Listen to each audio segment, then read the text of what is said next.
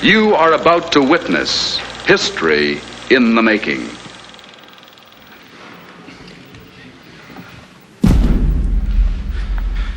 Señores claustrales, sentaos y cubríos. Ábrese la sesión. El señor secretario general leerá el acta de nombramiento de doctor honoris causa por la Universidad Complutense del excelentísimo señor don Rafael Mechoulam. Decreto rectoral 4/2006 de 27 de enero disponiendo la concesión del título de doctor honoris causa de la Universidad Complutense al excelentísimo señor don Rafael Mechoulam.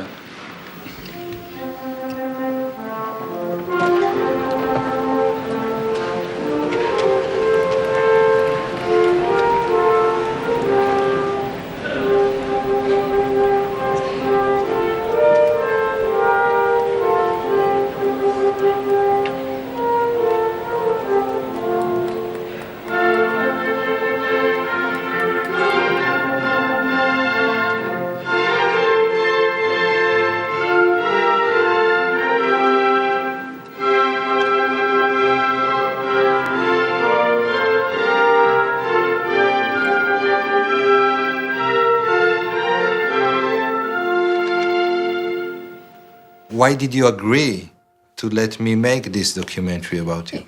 Well, unfortunately, I don't know how to say no. And when a friend asks me, I normally will say yes. But in this case, I would also like to probably push ahead and tell people, here we have a group of compounds, an endogenous system of major importance. It is not being used as much as it should be in the clinic. It is of great promise in the clinic. Let's try to push it forward. And maybe this film can push it forward a bit. Hopefully. Hopefully.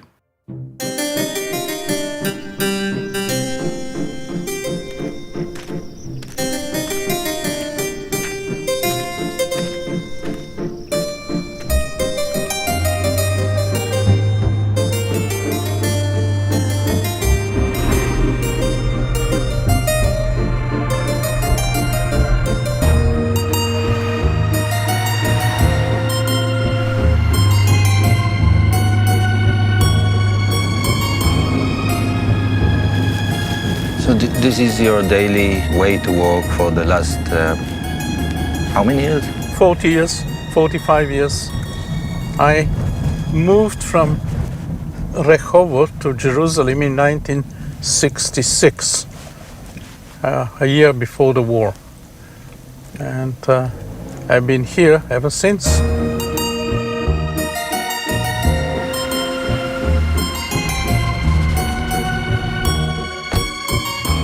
One of the topics that I decided to work on was the chemistry of the plant Cannabis sativa. Cannabis had been used for thousands of years, both as a drug as a recreational agent, but surprisingly, the active compound was never isolated in pure form.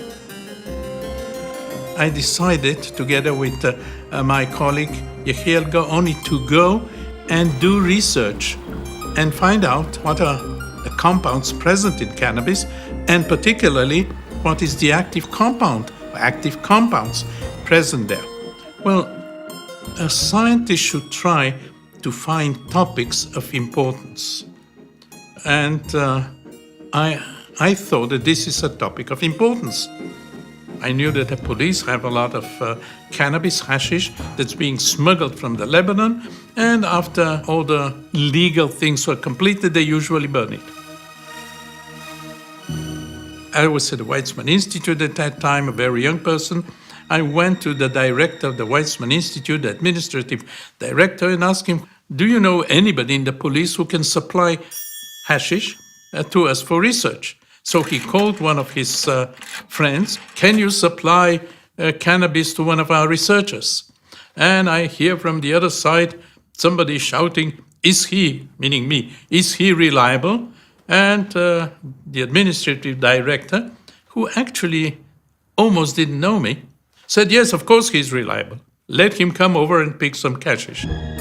I went over, I didn't have a car, took a bus, got 5 kilos of hashish, went on the bus, and people in the bus after 15, 20 minutes just started asking, what the hell is this smell, very unusual smell? I mean, I had 5 kilos of hashish in my bag going around. But I guess you're the only person in the world that took 5 kilos of hashish from the police and got away with it. Well, probably yes. It turned out that the police were not allowed to give us cannabis. I didn't have the permit from the Ministry of Health, therefore I had broken the law and the police had broken the law and we should go to prison. Well, it doesn't work that way. I went to the Ministry of Health and some of them were colleagues of mine and the others knew what I was doing, so I said, I apologize, I'm sorry, I won't do it again. Next time when I want hashish, I'll go to the ministry. If and when I needed hashish, I went to the Ministry of Health, I filled the form, I drank some coffee with them, they gave me the permit, I went with the permit every time to the police. The police, I drank some more coffee with them, and I got my hashish and went back to the lab. We started working on those 5 kilos of hashish. We didn't have a safe. It was just in one of the cupboards in the lab. Nobody really was that interested. So we started extracting it. We started using modern methods. Now, this is important. Up till the mid-60s, even before that, in order to find the structure of a compound, one had to do a lot of reactions. Then, and we were one of the first to do that in Israel, we found that by using the proper instruments, one could find the structure of compounds without doing a lot of chemistry. We put the compound on a column. It is absorbed here, if there are 2 or 3 compounds. This is the way we separated originally the compounds from cannabis. But that was many, many, many years ago. We separated about 10 or 12 compounds, and these compounds included the only one active compound. Active, we tested at that time in monkeys. I had a colleague who worked in a nearby institute, and he had a colony of monkeys, and he and his group indeed tested these compounds in monkeys, and surprisingly found that only one compound did anything in these monkeys. It sedated them. They didn't sleep, but they were sedated. On the basis of this particular observation, we decided there is just one active compound, and surprisingly, this is true to this very day. There is only one major active compound, which is named now delta-9 tetrahydrocannabinol THC, and this compound causes essentially all the hashish type, cannabis type effects that we know so well.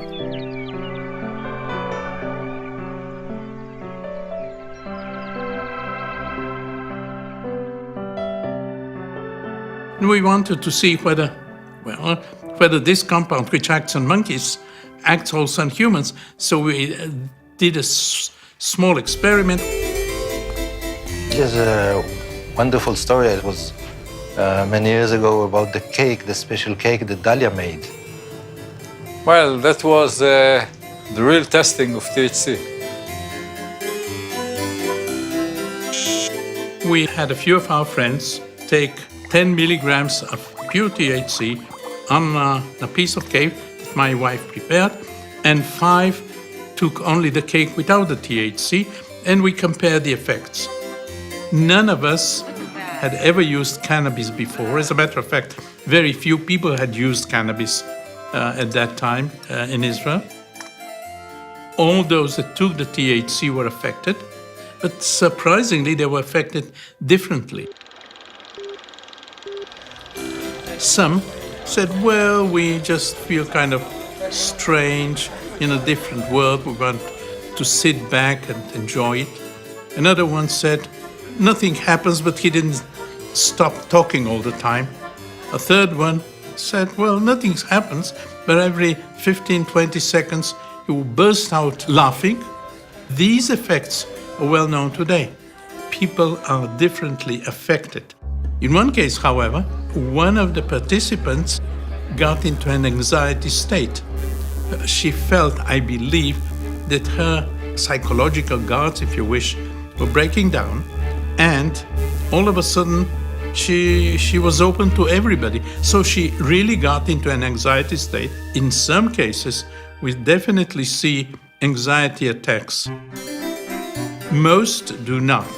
Most just feel kind of a little bit disoriented, maybe a little bit sedated, maybe a little bit open to discussion and socially open to whatever is being discussed. You remember what kind of cake it was? Well, it was a very tasty cake. But if you want any details, I can ask my wife the exact details. Well, I'm married to Dalia. We've married for a few years, about 60 years now, almost. Can we go back to the time that you met? We were friends in the army, and then a couple of years later we got married. As a matter of fact, we got married while I was still in the army. We lived in Tel Aviv, and I worked in Rehovot, and then 1966 we moved to Jerusalem, and we've been here ever since. Boker tov. שלחתי. תודה. In this particular apartment ever since. שלום, בוקר טוב. מה שלומך? סביר, סביר. אמנם מה אפשר לצפות מיום שמתחיל בזה שצריך לקום? I'm lazy and I forget things, and Dalia, I feel that Dalia has to be next to me if I want to survive on a trip.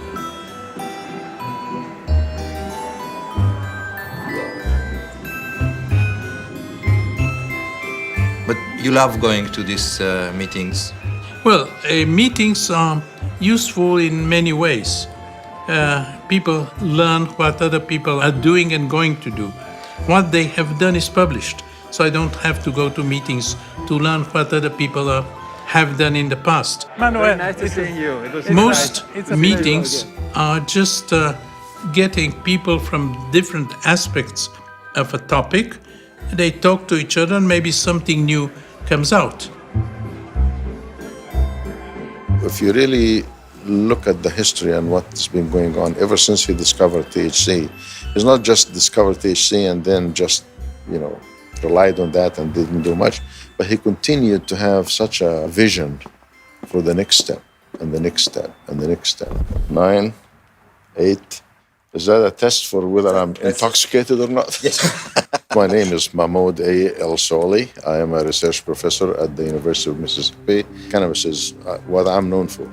Cannabis is a very old plant, a very old medicine, if you will, that people have used it for so many indications over the years. In the literature, marijuana has been used for all different types of things. One would say, well, this is crazy. There's no such plant that can, do all of this. And today, it's very easy to really go back to this old literature about the different indications for which marijuana was prescribed and find out that there is justification for that.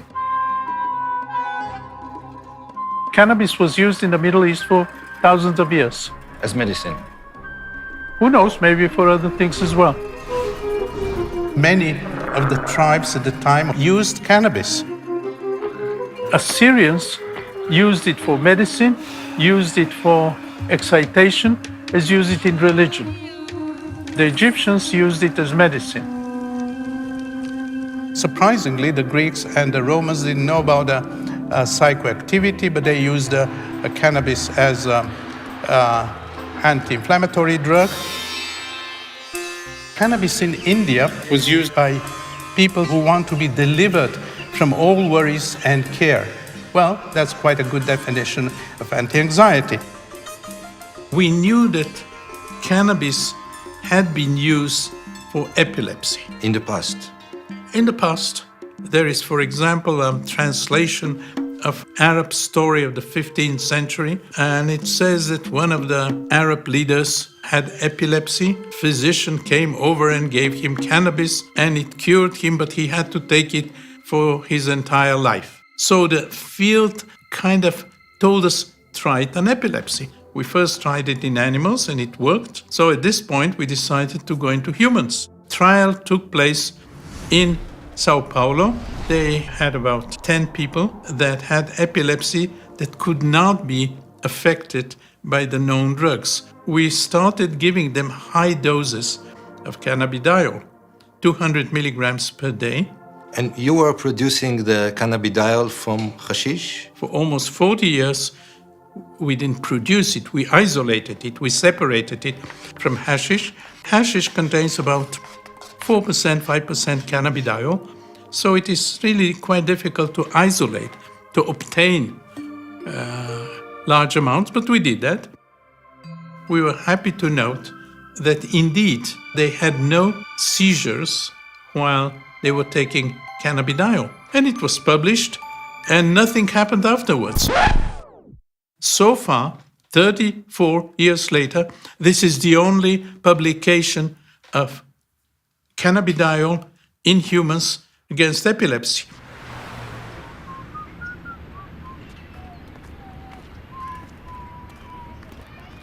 When one starts research, one never knows how it ends. You know how you start.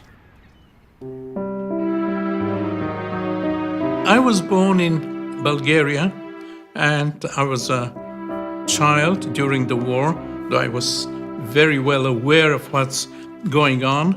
My father, before the war, he was a physician, and he was head of the Jewish hospital in Sofia, in addition to his private practice. When the anti-Jewish laws were put into effect, and there were very severe anti-Jewish laws, he decided that maybe, just maybe, going to one of the small villages which badly needed doctors, he and his family will be in a safer place than staying in Sofia, where the laws were obvious all the time.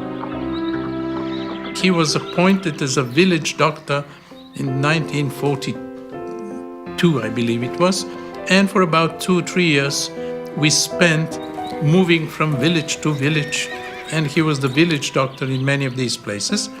And I didn't feel so bad at that time. In the village, the doctor was considered an important person, and so we were treated very well, and there was no anti-Semitism, and we had no major problems. But at some point, somebody decided that my father should be taken to a concentration camp, and he was taken to a concentration camp, and the concentration camp burned. And my father was the only doctor on the spot, not that he could do much, because he had no drugs, nothing to help them, but he helped them to a certain extent. Then he was shortly thereafter released. Luckily, the Bulgarian Jews were not killed. The conditions were bad enough, but Bulgarian Jews were not killed.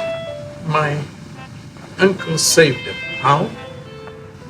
There was in the Ministry of Interior in Bulgaria, they were planning to send all the Jews to Poland, to the extermination camps. So the leaders of the Jewish community said, look, we have to know in advance what they're planning. My uncle was a young man, very representative, really everybody loved him. They say, you find one of the secretaries and become her lover, and she'll tell you everything. And that's what happened. So I have to write that sometime with a greater detail. So he knew, the community leaders knew exactly what was being planned several weeks in advance or even a month in advance. So they then tried to prevent it by talking to people in the parliament and so on. And the people in the parliament said, that's against the constitution and so on. How the hell did you know that they were going to do it? Oh, we just heard about it. After the war in 1948, 1949, most Bulgarian Jews came to Israel. We came 1949. I worked for a limited period of time as a land surveyor, and later I went into the army, spent a couple of years in the army doing research, as a matter of fact, research on insecticides, and I took my PhD degree on a topic, natural products related to biological problems. I did the same when I went to the Rockefeller Institute. When I came back, and I got a position at the Weizmann Institute, I was looking for problems that are in that field, namely chemistry problems related to biological problems. But why cannabis? You see, doing research in a small country with a very limited budget, my philosophy was that one should try to find out topics that are not being pursued by the major groups throughout the world. We cannot compete with them. It's obvious that we should try to find, by studying the literature, by thinking about important projects, we should follow research pathways that were not being followed by major groups. Nobody was working on cannabinoid chemistry. So we thought at that time that this is a project worth following. In 1986, in the introduction to cannabinoids as therapeutic agents, after summarizing the knowledge about the historical use of cannabis, you leave us with a question. Are we missing something? What is that thing? We knew a lot about the plant cannabinoids. They had been evaluated in the test tube. They had been evaluated in animals, to a certain extent in human patients, but nothing was known at that time about the mechanism.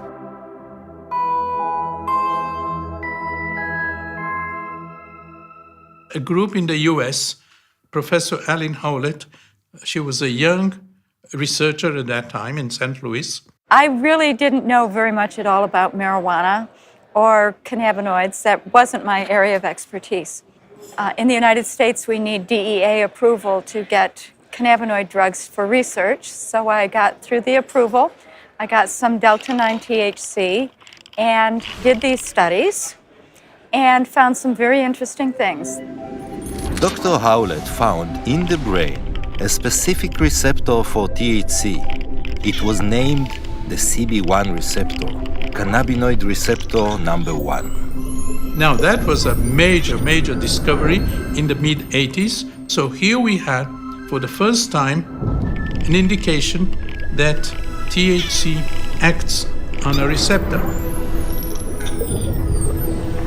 So that was the first momentous discovery. And then once it was discovered that there are receptors, then the next obvious question is, why are there receptors in the human brain for a smoke substance? How did God know that his creations will smoke marijuana? Receptors are made for compounds that we produce, not because there is a plant out there. And the answer obviously was that it's not for marijuana. There are some compounds in the body itself which mimic marijuana. So we went ahead looking for endogenous compounds.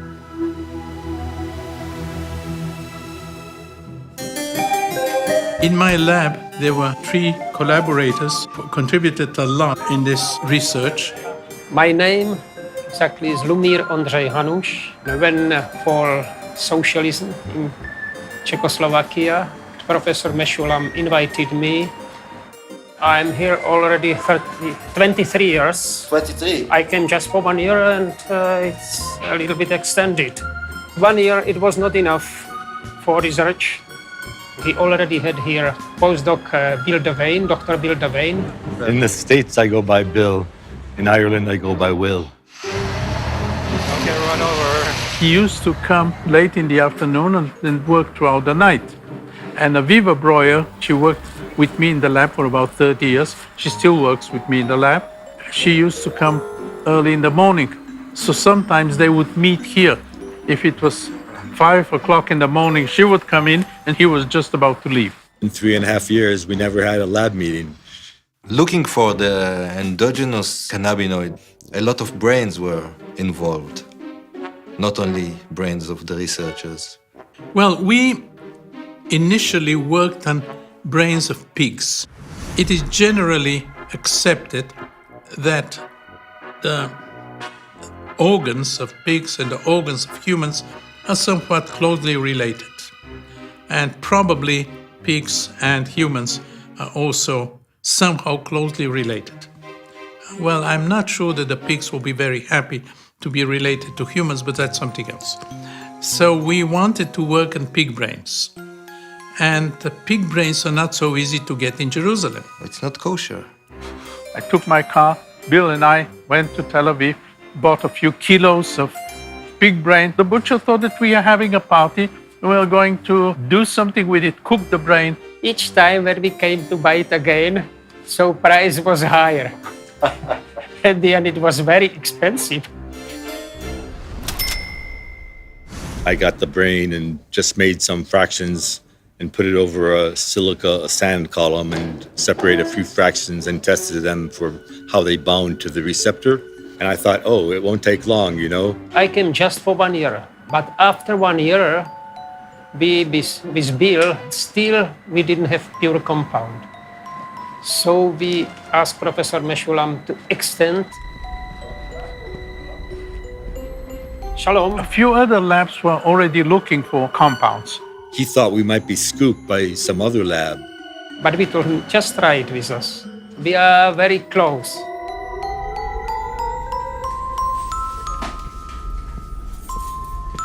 And after about 2 years, we found in extremely low amounts. It was only like a few droplets in the end of a little test tube. A compound in the brain which acts on these receptors.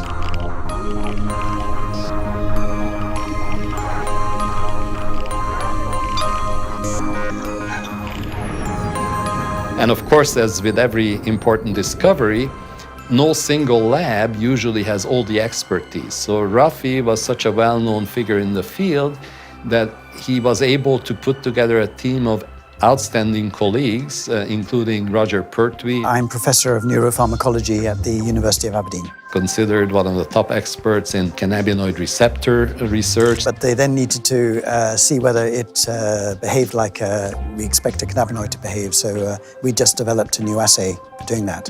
So they sent me some anandamide, and we were able to show in our laboratory that it did behave like we would expect a cannabinoid receptor agonist to behave. We've had other collaborations since then, but that was very much the most exciting one. We hadn't figured out the name of it yet, though. The chemical name is arachidonoyl ethanolamine. We could have left it at that.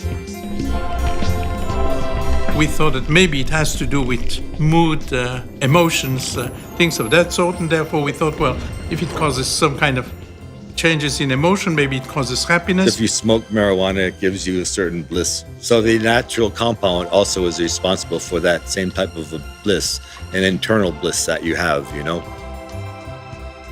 We looked for a good name, and although some people do not agree with me, but in Hebrew there are not too many names for happiness. For sorrow you can find a lot of names, but for happiness, not for extreme happiness.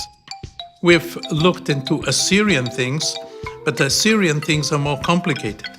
They call cannabis, with apparently a lot of THC, they call it ganzigunu. Well, call the compound ganzigunu was too complicated. So we decided we'll go to something else. I remember actually discussing the naming of this. I think it was Bill Devane who came up with the name. Is that right? Right. Rafi, Mechoulam, and Roger Pertwee and myself were all sitting outside in the sun, overlooking a nice little river. And 2 years before, I said to Rafi, if I isolate this chemical, I get to name it, don't I? Bill was interested in these Sanskrit stories, and he found that Ananda is bliss, delight. People who know me know that I study Eastern philosophy, and I know lots of Sanskrit words, you know. Ananda means in Sanskrit supreme joy. Professor Mechoulam said, you know, it can be a good, it will be a part just on chemical nature of this compound, and because it's ethanol amide. So we did Ananda and amide, so it's anandamide. Even in the print form of a dictionary, the Collins Unabridged English Dictionary, and I bought one for my sister and gave it to her, and it's in the dictionary. Anandamide. Yeah. They made this discovery and published in this landmark paper, and its importance is illustrated very well by the fact that it's one of the very few papers in the biomedical literature that has been cited over 2,000 times since its publication. They even don't cite it anymore because it's considered such a well-known thing, an obvious thing, that they don't even cite our work anymore. They mention anandamide does A and B and C. It turned out that there is a whole system in the body which is involved around anandamide, and this in many respects parallels important systems that the body relies upon them. And this system is called now the endocannabinoid system, and a huge number of researchers are involved in investigating this system from many aspects.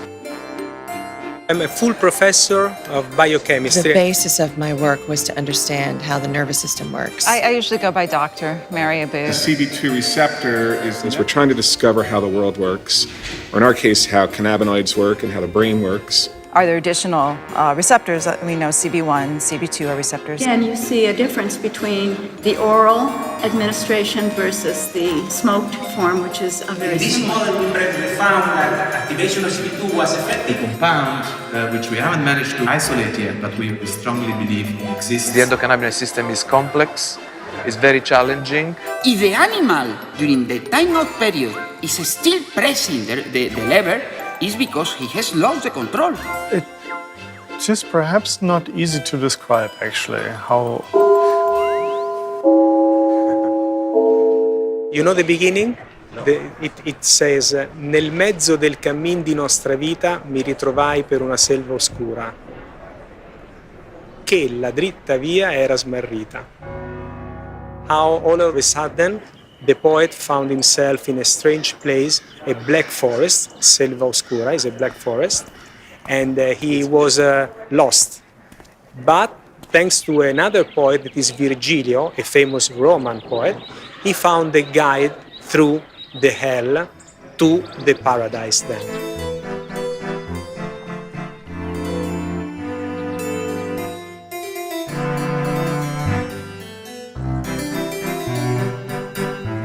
לפני הרבה שנים עשיתי דווקא דברים טובים, הייתי מצלם מקרוב מאוד דברים, והם נראו מאוד מעניינים ויפים, אבל זה מה שאי אפשר לעשות הכל.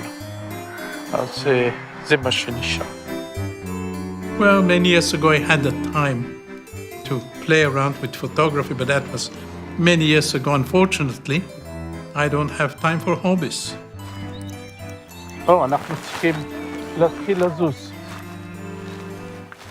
As scientists, indeed as intellectuals, we should try always to be skeptical.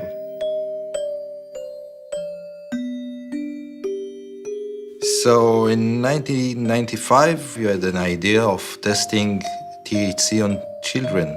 It has been known for many years that cannabis can lower the effects of anti-cancer drugs. Anti-cancer drugs, many of them, cause terrible side effects. And in children, unfortunately, children get cancer as well. Children vomit and want to vomit, have nausea. They're really in a bad shape. And they cry all the time, and their parents are in a bad shape. Luckily, most of their children can be cured of the cancer, but the treatment is absolutely difficult. We wanted to do a clinical trial in children. We did that with Professor Aya Avramov. She was head of the Department of Pediatric Oncology in one of the Jerusalem hospitals. And we did a major study with THC given in oily drops under the tongue of children. Obviously, children cannot smoke. We had children that were not even 1 year old. We dropped, or she dropped, THC in oil, in olive oil, under the tongue 2 or 3 times a day, small doses, during the anti-cancer treatment.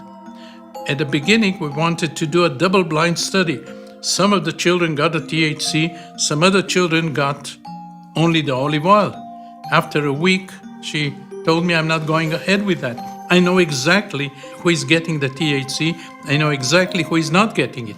There was a complete separation. Those that didn't get it continued to vomit. So she went ahead doing an open study, and she gave THC, pure THC, under the tongue about 400 times, which means that those that were involved in the experiment got it every time they were treated with whatever they were being treated. And at the end, we saw that we had complete block of vomiting, complete block of nausea by small amount of THC, which did not cause any psychoactivity, nothing. So here we had a complete therapeutic effect. And we published that, and again, essentially nothing happened. Finito, that was it. It's still not being used in children. And you think it's a good idea to use it for children? Well, I believe it's an excellent idea because we help those children that suffer. But I have no influence on oncologists.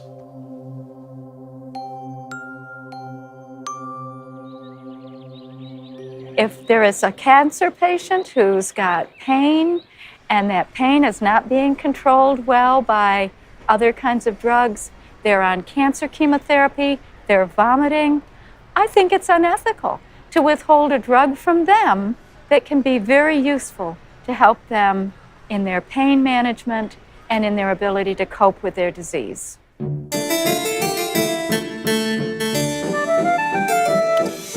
In about 1999, he came up with a concept with Dr. Ben Shabbat of the entourage effect, the idea that there were many compounds, endogenous cannabinoids, some seemingly inactive on their own, but together they make this beautiful music.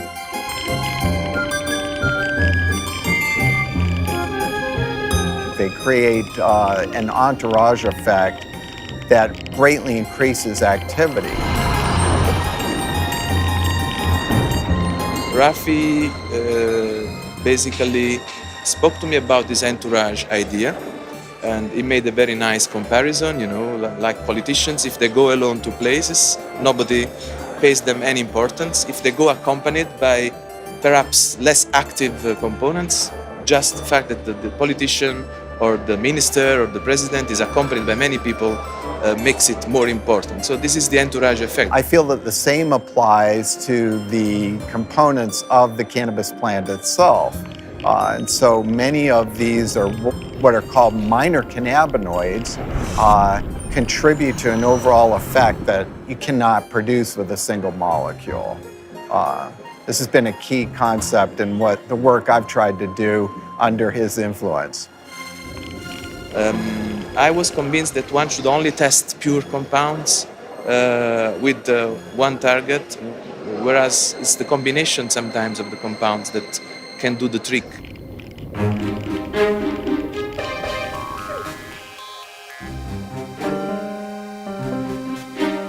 A very serious group of researchers has recently published a paper saying that the endocannabinoid system is involved in essentially all human diseases. If you combine CB1 receptors and CB2 receptors, they cover most of the organism, at least in mammals. We are mammals. We are mammals. Okay. But when you talk of mammals, you talk of horses and dogs and mice and rats and rabbits and lions and... We all share the endocannabinoid system. I believe so. I believe so. And it has been demonstrated in many species. Because now suddenly everyone has cannabis in their bodies, or everyone has a cannabinoid in their bodies, so it can't be bad. These molecules that we all have are so critical from the birth to the death of each of us in health and disease. He suggested that endocannabinoids in the milk of mothers actually may contribute to the hedonic effects of the milk. And it turned out to be almost true, actually. So he has a great vision. And then I know that he suggested to Itai Bab that he should look at the bone. Why would anybody in the world, actually, without preconception, look at bone development?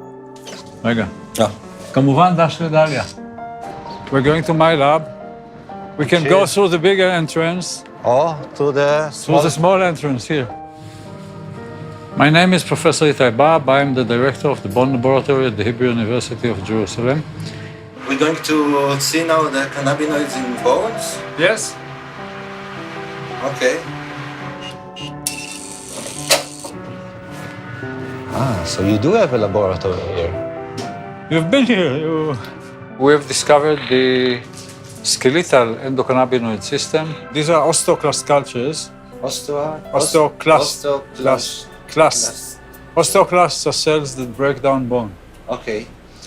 So she's analyzing the effect of cannabinoids on the number of osteoclasts. This is the growth engine, which is similar in mice and humans. You see here the brown cells, these are CB1 receptors, these are C receptors in the engine. We've got a lot of research now going on because now we know there are CB1 and CB2 receptors in those kinds of cells that either help degrade the bone or help rebuild the bone. In this day and age, people are living, women beyond menopause, men well into old age, and we're going to have to think about how to preserve those bones so they can last another 40 years after menopause. When a woman becomes pregnant, basically the body should get rid of the embryo because the embryo, to a certain extent, 50%, comes from a different organism from the father. The body doesn't do that. We don't know why the body doesn't do that.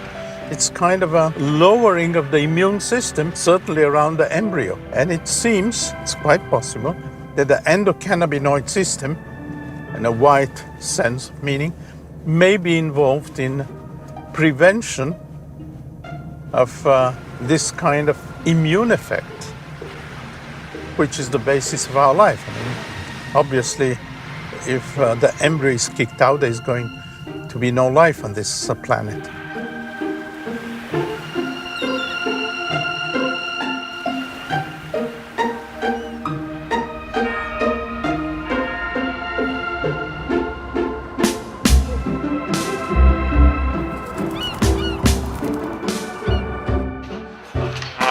Checking in then, sir. Yes. I need you to fill in all this here, okay? According to your whimsy. Thank you. You're most welcome. And where are you from, sir?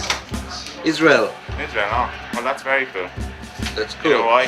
Why? Because the first guy to discover tetrahydrocannabinol is actually an Israeli man.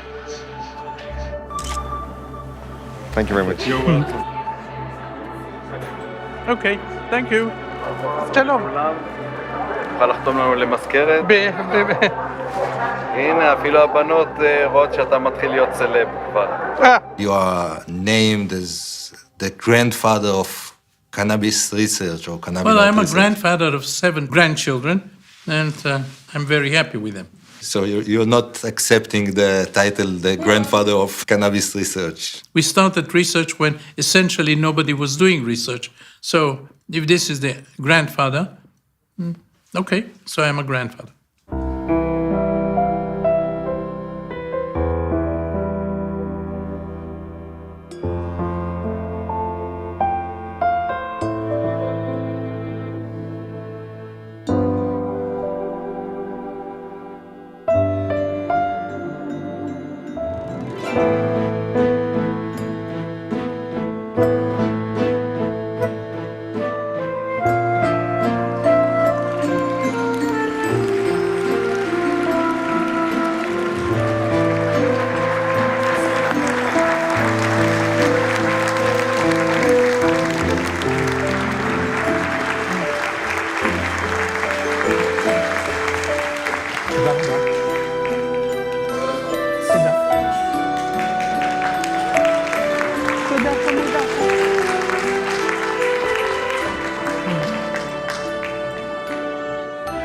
el claustro de la Universidad Complutense, a propuesta de la Facultad de Medicina y en testimonio del reconocimiento de vuestros relevantes méritos científicos, habéis sido nombrado doctor honoris causa. En virtud de la autoridad que me está conferida, os entrego dicho título. Works on the ego. Obviously, people are happy to get an award, that people recognize their work. Definitely, I mean, it would be silly to say that I don't care. Yes, definitely I care, like anybody else. Os impongo como símbolo el birrete laureado, antiquísimo y venerado distintivo del magisterio, llevadlo sobre vuestra cabeza como la corona de vuestros estudios y merecimientos. I've received quite a few awards in different places in the world. Recibid el libro de la ciencia, que os cumple enseñar, difundir y adelantar, y que sea para vos significación y aviso de que por grande que sea vuestro ingenio fuere, debéis rendir acatamiento y veneración a la doctrina de vuestros maestros y predecesores. In Israel, I got the Israel Prize, the Rothschild Prize, other prizes. Got important prizes in Germany, in the US. Had awards in the Czech state. Recibid el anillo que la antigüedad entregaba en esta venerada ceremonia, como emblema del privilegio de firmar y de sellar los dictámenes, consultas y censuras de vuestra ciencia y profesión, así como los guantes blancos, símbolo de la pureza que deben conservar vuestras manos, uno y otros signos también de la distinción de vuestra categoría. I've had honorary doctorates, one in Spain, one in the US, one in Israel. Porque os habéis incorporado a esta universidad, recibid ahora, en nombre de su claustro, el abrazo de fraternidad de los que se honran y congratulan de ser vuestros hermanos y compañeros.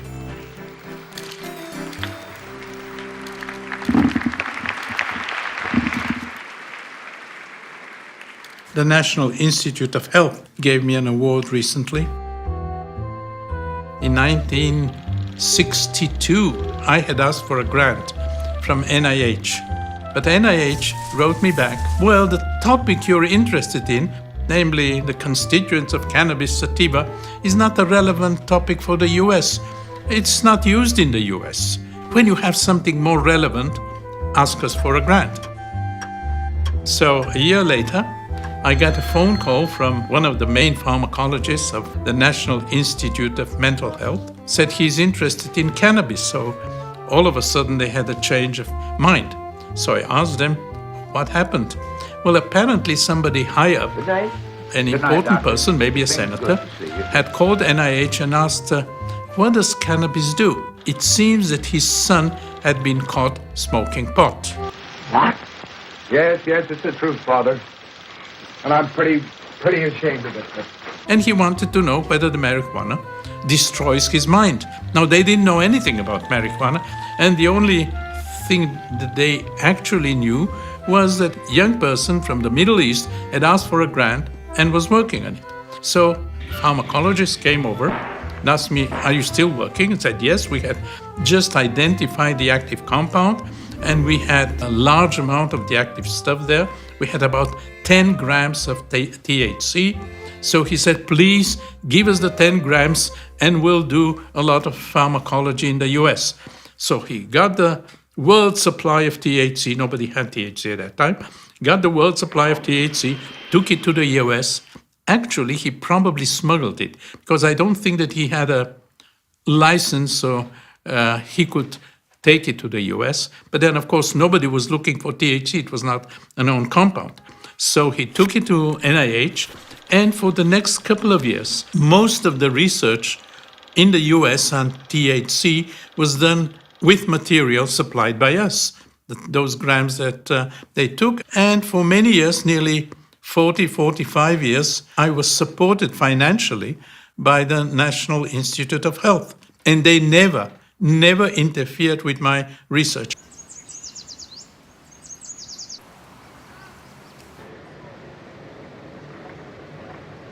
The cannabinoid field was starting to really come online, and there was this big connection with endogenous cannabinoids and exogenous cannabinoids and pain. My PhD was in female reproductive pain. It's just really fun to be at this point of going, wow, we're actually, understanding some of the mechanism of why women basically have taken cannabis for thousands of years for reproductive pain. I would consider myself still as a mouse geneticist and neurobiologist. So our approach is to make mutant animals. So almost every talk that you hear contains some data that were generated with the mice that we generated, that we made. You get seniority if death you can't avoid. The lab was up to me. I chose cannabinoids. Heard it's a fun house where a little lab mouse can partake.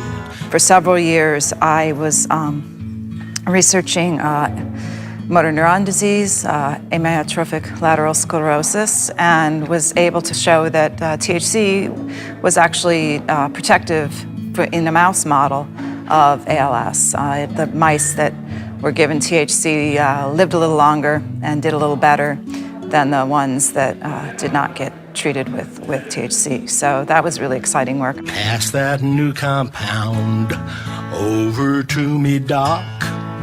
Then I'll swim around. You can punch the clock. Work on mice has been done in so many areas that I normally joke, saying that if I were a mouse, I can be treated for just about every disease around. Well, it is partly true. I ain't cynical, life's a clinical trial for mouse or man. Anandamide and 2-AG, although they were discovered almost 20 years ago, 15, 20 years ago, they have never been administered to a human. So we speak about mice. Well, mice are nice animals, but they are definitely not humans. Let me nibble your cannabis-roll. Just let me nibble your cannabis-roll. Obviously, mice can be treated with cannabinoids for cancer. Mice can be treated for all kinds of other diseases, which in humans, the answer is no, it has not been tested. Can cannabis cure cancer? Well, first of all, we know that THC lowers the effects of cancer treatment. But what you're asking is it an anti-cancer drug? And the answer is, I don't know. And the reason for that is silly. It has been tested in the test tube. THC has been tested, cannabidiol, crude cannabis has been tested in the test tube. And yes, in many cases, it blocks the development of cancer cells, yes. Professor Guzman is a major researcher in Spain. He has worked on the mechanisms through which cannabinoids act on cancer.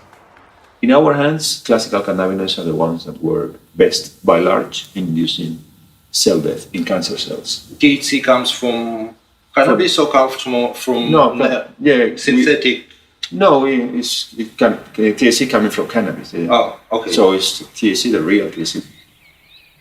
Now we know that cannabinoids can exert anti-tumor actions in animals, not only in brain tumors, but in many different types of tumors. We know that cannabinoids act not only by inducing cell death through that specific mechanism called apoptosis, but we know that cannabinoids can tackle other processes of cancer cell growth, such as angiogenesis, metastasis, cell cycle, etc. He even did a small clinical trial. We did a trial with 9 volunteers that had a very malignant form of brain cancer, glioblastoma multiforme, and we observed some positive effects of cannabinoids in survival of the patients and also on tumor growth, based both on imaging techniques, magnetic resonance imaging, and also based on the measurement of some biomarkers of tumor progression. Though we have done quite a lot in the field of cannabinoids and endocannabinoids, we have not done enough in clinical trials. This is something that has to be done. If this is not done, we will certainly miss a lot and we will not be helping human patients. It should be done. I have one dream that comes on and off in very different ways. I'm in a city that I don't know, and I don't know how to go back to the hotel I'm staying, and I don't remember the name of the hotel, and I get into an anxiety and I wake up. And this has happened many, many times. So I think it has to do with whatever happened in the Second World War, when my parents told me, remember these names and these addresses, because if we disappear, you should go there. Which is, well, not very pleasant, which is quite a shock, probably to a child. And of course, we were very afraid that we'll be separated, my parents and I. I was afraid. I now remember more than I did over the many, many years that have passed since then. All the people, they start remembering things that happened in their childhood.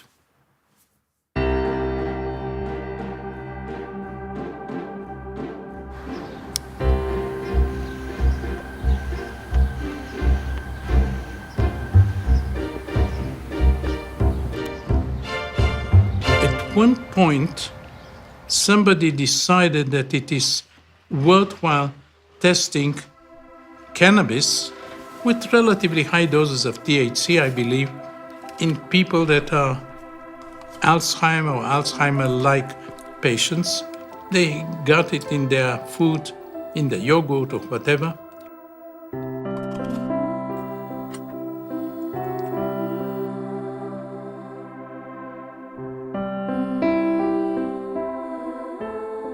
Some of them, I believe, not all of them, but some of them were in a better shape. Some of them started speaking, their eyes became brighter. In one case, an ex-writer started writing again. In another case, a woman said, I feel fine, and went home. So it seems to be helping the symptoms of Alzheimer or senility.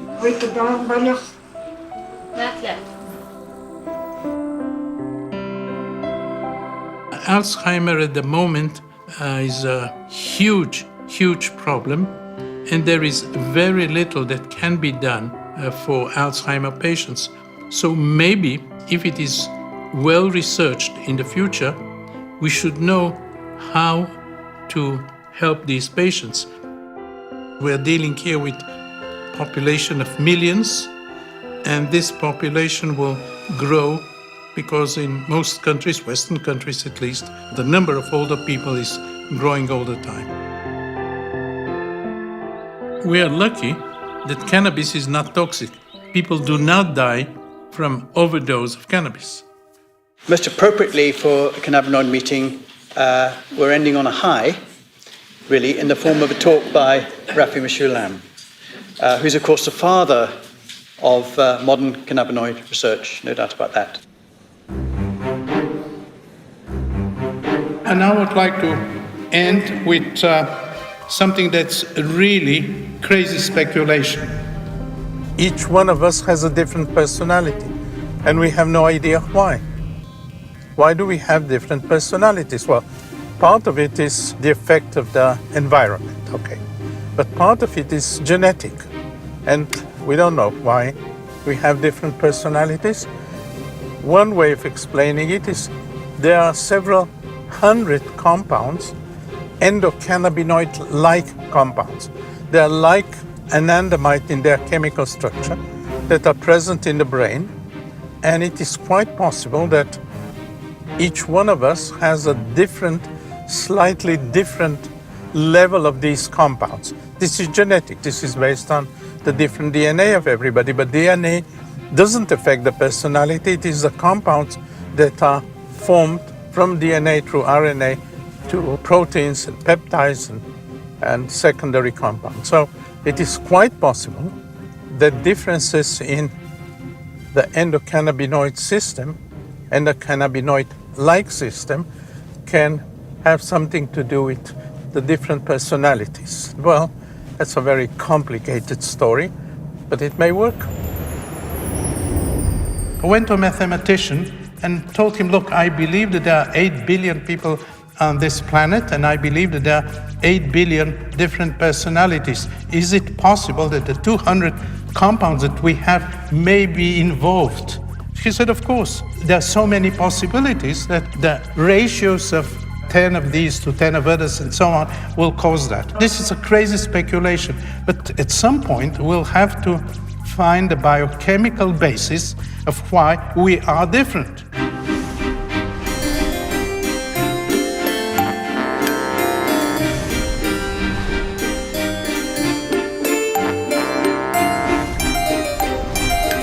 Many years ago, when I had an administrative position in my university, I was rector, I was told never give an after-dinner speech before the dinner. And I sincerely apologize for doing so now. He used to get the hash from the police, and we used to chop it up in the lab. It's 555 nanometers, and it's the healthiest for your eyes. This is from cannabis. If you are in the nature green, it's the healthier. Yes. It's 555 nanometers. Popular media is very powerful and very convincing. We should try to go to the basis of these media presentations and be convinced that the facts support the conclusions. This is true for every sphere of life and certainly for every scientific area. And I want to thank many of my collaborators. We've drank coffee many, many times. I believe that the next paper will be drinking coffee as a scientific method, and So if Viagra can get the Nobel Prize, why not pot?